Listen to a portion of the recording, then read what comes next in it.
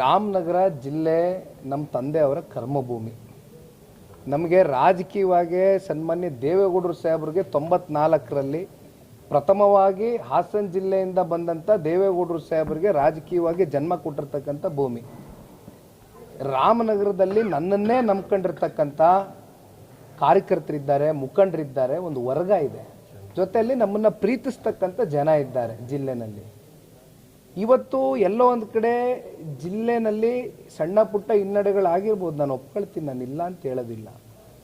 ಆದರೆ ಈ ಹಿಂದೆ ಕಳೆದ 4 ಚುನಾವಣೆಗಳನ್ನು ನೀವು ಗಮನಿಸ್ಕೊಂಡು ಬರೋದಾದರೆ ಯಾವ ಸಂದರ್ಭದಲ್ಲಿನೂ ಕೂಡ ನಮ್ಮ ಜಿಲ್ಲೆಯ ಜನ ನಮ್ಮ ಕೈಯನ್ನು ಬಿಟ್ಟಿಲ್ಲ.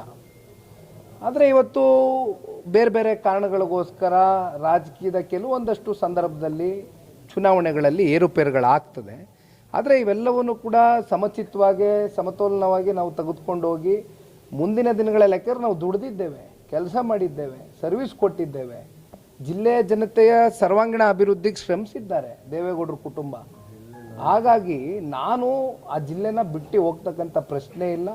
ಇನ್ನು ಯಾವುದೇ ಕ್ಷೇತ್ರದಲ್ಲಿ ನಿಖಿಲ್ ಕುಮಾರಸ್ವಾಮಿ ಚುನಾವಣೆಯನ್ನು ನಿಲ್ತಕ್ಕಂಥ ಪ್ರಶ್ನೆನೇ ಇಲ್ಲ. ಈ ಜಾತಿ ಜನಗಣತಿ ಸಾಮಾಜಿಕವಾಗಿ, ಆರ್ಥಿಕವಾಗಿ, ಶೈಕ್ಷಣಿಕವಾಗಿ ಹಿಂದುಳಿದಿರ್ತಕ್ಕಂಥ ವಿಚಾರಕ್ಕೆ ಸಂಬಂಧಪಟ್ಟಂತೆ ಇದಾಗಬೇಕು. ಇದು ಅನೇಕ ಸಂದರ್ಭದಲ್ಲಿ ಹೇಳಿದ್ದೇವೆ. ಈಗ ಇದನ್ನ ನೀವು ರಾಜಕೀಯದ ಉದ್ದೇಶಕ್ಕೋಸ್ಕರ ಇದನ್ನ ನೀವೇನಾದರೂ ಮಾಡಕ್ಕೆ ಹೊರಟಿದ್ರೆ, ಯಾಕೆಂದ್ರೆ ಮೇಲ್ನೋಟಕ್ಕೆ ಅದೇ ಕಾಣ್ತಾ ಇರೋದು. ಜಾತಿ ಗಣತಿ ವಿಚಾರ ಯಾವಾಗಲೂ ಯಾವಾಗ ಚರ್ಚೆಗೆ ಬರುತ್ತೆ ಅಂದರೆ, ಮುನ್ನೆಲೆಗೆ ಬರುತ್ತೆ ಅಂದರೆ, ಯಾವುದಾದ್ರೂ ಇವರಲ್ಲಿ ಇರ್ತಕ್ಕಂಥ ಸರ್ಕಾರದ ಲೋಪದೋಷಗಳು, ಸಮಸ್ಯೆಗಳು ಎದುರಾದಂಥ ಸಂದರ್ಭದಲ್ಲಿ ಅದರಿಂದ ಇವರು ತಪ್ಪಿಸ್ಕೊಳ್ಬೇಕಲ್ಲ, ಜಾರ್ಕೊಳ್ಬೇಕಲ್ಲ. ಆ ಸಂದರ್ಭದಲ್ಲಿ ಜಾತಿ ಗಣತಿ, ಜನಗಣತಿ ಅಂತಕ್ಕಂಥದ್ದು ಇವೆಲ್ಲ ಅಂಶಗಳನ್ನ ಸುಮ್ಮನೆ ಇಟ್ಟು ಜನಗಳನ್ನ ದಿಕ್ಕು ತಪ್ಪಿಸ್ತಕ್ಕಂಥ ಕೆಲಸ ಬೇಡ. ದಯವಿಟ್ಟು ನೀವು ಮಾಡ್ತಕ್ಕಂಥದ್ದಾದರೆ ಮಾಡಿ, ನಾವು ಸ್ವಾಗತ ಮಾಡ್ತೇವೆ. ಅದು ನೀವು ಮಾಡ್ತಕ್ಕಂಥ ರೀತಿ ಯಾವ ರೀತಿ ಇದೆ, ಉದ್ದೇಶ ಸರಿಗಿರಬೇಕು. ಆಮೇಲೆ ನೀವು ಮಾಡ್ತಕ್ಕಂಥ ರೀತಿ ಆಗಿದೆ, ಇವೆಲ್ಲವೂ ಕೂಡ ನೀವು ಜನಗಳ ಮುಂದೆ ಟ್ರಾನ್ಸ್ಪರೆನ್ಸಿ ಇಡಬೇಕಾಗ್ತದೆ, ಪಾರದರ್ಶಕವಾಗಿ ಮಾಡಬೇಕು. ನೀವು ಇದನ್ನ ಭಾಷಣ, ಈ ಒಂದು ಕಾಯ್ದೆಯನ್ನ ಜಾರಿಗೊಳಿಸಬೇಕು ಅಂತಕ್ಕಂಥದ್ದು ರಾಜ್ಯ ಸರ್ಕಾರ, ರಾಜ್ಯಪಾಲರ ಅಂಕಿತಕ್ಕೆ ಏನು ಕಾದು ಕುಳಿತಿದ್ರು. ಎಲ್ಲೋ ಒಂದು ಕಡೆ ಆ ದ್ವೇಷ ಭಾಷಣದಲ್ಲಿ ಒಂದಷ್ಟು ಪ್ರಮುಖವಾದಂಥ ಅಂಶಗಳು, ಆ ಕ್ಲಾಸಸ್ನ ನಾವು ಓದ್ತಕ್ಕಂಥದ್ದಾದರೆ ಬಹುಶಃ ಇದ್ರ ಬಗ್ಗೆ ನಾನು ವಿಸ್ತಾರವಾಗಿ ಒಂದು ಪತ್ರಿಕಾಗೋಷ್ಠಿಯನ್ನು ಕರೆದು ಮಾತನಾಡಿದ್ದೇನೆ. ಇದು ಒಂದು ಕಡೆ ಪತ್ರಿಕಾ ಮಾಧ್ಯಮದ ಸ್ನೇಹಿತರನ್ನ ಕಟ್ಟಾಕ್ತಕ್ಕಂಥದ್ದು, ಮತ್ತೊಂದು ಕಡೆ ಪ್ರಜಾಪ್ರಭುತ್ವದಲ್ಲಿ ಪ್ರತಿಪಕ್ಷಗಳಿಗೆ ಇರ್ತಕ್ಕಂಥ ಒಂದು ಹಕ್ಕನ್ನು ಸದೆ ಬಡಿತಕ್ಕಂಥ ಒಂದು ಪ್ರಯತ್ನಕ್ಕೇನು ಯತ್ನಿಸಿದ್ರು, ಆ ಕ್ಲಾಸ್ಗಳಲ್ಲಿ ಇರ್ತಕ್ಕಂಥ ಅಂಶಗಳು ಸಂಪೂರ್ಣವಾಗಿ ನಾನು ಪ್ರೆಸ್ ಮೀಟನ್ನು ಕರೆದು ಇದು ಪ್ರಜಾಪ್ರಭುತ್ವದ ವ್ಯವಸ್ಥೆಗೆ ಒಂದು ಮಾರಕವಾದಂಥ ಒಂದು ದ್ವೇಷ ಭಾಷಣದ ಒಂದು ಮಸೂದೆ ಆಗ್ತಾ ಇತ್ತು, ಇದನ್ನೇನಾರು ಜಾರಿಗೊಳಿಸಿದರೆ. ಹಾಗಾಗಿ ಇವತ್ತು ರಾಜ್ಯಪಾಲರು ಇವೆಲ್ಲ ಅಂಶಗಳನ್ನು ಕೂಡ ಗಮನಿಸಿ ಒಳ್ಳೆಯ ಒಂದು ತೀರ್ಮಾನ ತಗೊಂಡಿದ್ದಾರೆ ಅಂತಕ್ಕಂಥದ್ದು ಈ ಸಂದರ್ಭದಲ್ಲಿ ನಾವೆಲ್ಲರೂ ಕೂಡ ಸ್ವಾಗತ ಕೋರ್ತೇವೆ.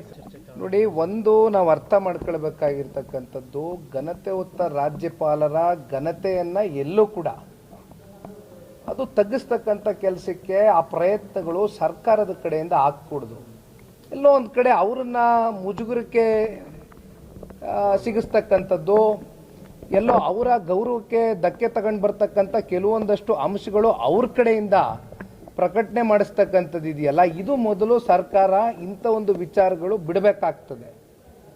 ಹಾಗಾಗಿ ಇದು ಒಂದು ಕಡೆ ನಾವು ನೋಡಿದ್ದೇವೆ, ರಾಜ್ಯಪಾಲರು ಅವರು ಒಂದು ಸೆಂಟೆನ್ಸ್ ಓದಬೇಕಾ, ಒಂದು ಪ್ಯಾರಾಗ್ರಾಫ್ ಓದಬೇಕಾ, ಅಥವಾ ಒಂದು ವರ್ಡಲ್ಲೇ ಮುಗಿಸ್ಬೇಕಾ ಅಂತಕ್ಕಂಥದ್ದು ಅದು ಅವ್ರಿಗೆ ಬಿಟ್ಟಿರ್ತಕ್ಕಂಥ ವಿಚಾರ. ಯಾಕೆಂದರೆ ಅವರೆಲ್ಲ ಓದ್ಕೊಂಡಿದ್ದಾರೆ, ಏನೇನೋ ಮುಜುಗುರಕ್ಕೆ ಈಡು ಮಾಡ್ತಕ್ಕಂಥ ಕೆಲವೊಂದಷ್ಟು ಪಾಯಿಂಟ್ಗಳನ್ನ ಹಾಕಿದ್ರು, ಅವೆಲ್ಲ ನೋಡೇನೆ ರಾಜ್ಯಪಾಲರು ಅವ್ರ ಘನತೆಯನ್ನು ಅವರು ಕಾಪಾಡ್ಕೊಳ್ಬೇಕಾಗ್ತದೆ. ಆ ನಿಟ್ಟಿನಲ್ಲಿ ಅವರು ಏನೇ ಮಾಡಿದ್ರು ಕೂಡ ಎಲ್ಲದಕ್ಕೂ ನಾವು ಸ್ವಾಗತ ಕೋರ್ತೇವೆ.